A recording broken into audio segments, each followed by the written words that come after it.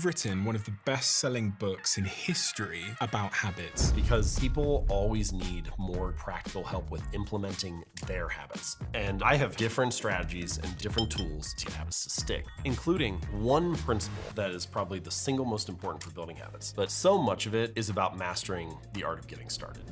Let's get started then.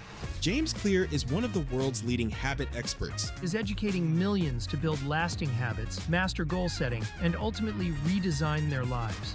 There are 4 different stages that every habit goes through: cue, craving, response, and reward. So first, you want to make it obvious. The easier it is to see or get your attention, the more likely you are to act on it. The second is about the craving. It's all about making it attractive. And the more engaging or exciting it is, the more likely you are to stick with it. The third is to make it easy. The easier a habit is to perform, the more likely it is to happen. And then the fourth and final one is to make it satisfying. And that's about increasing the odds that you do it next time.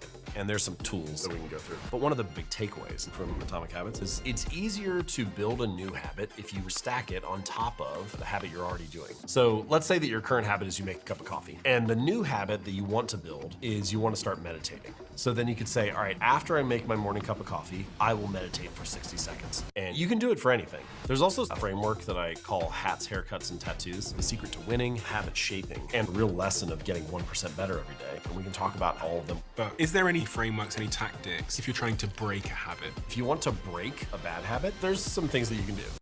James, the book has shaped tens and tens and tens of millions of lives. Is there anything you look back on that you regret? If I could add something, I would add this, because if you really want to make progress again and again, if you want to get to the top and stay at the top, you need to be able to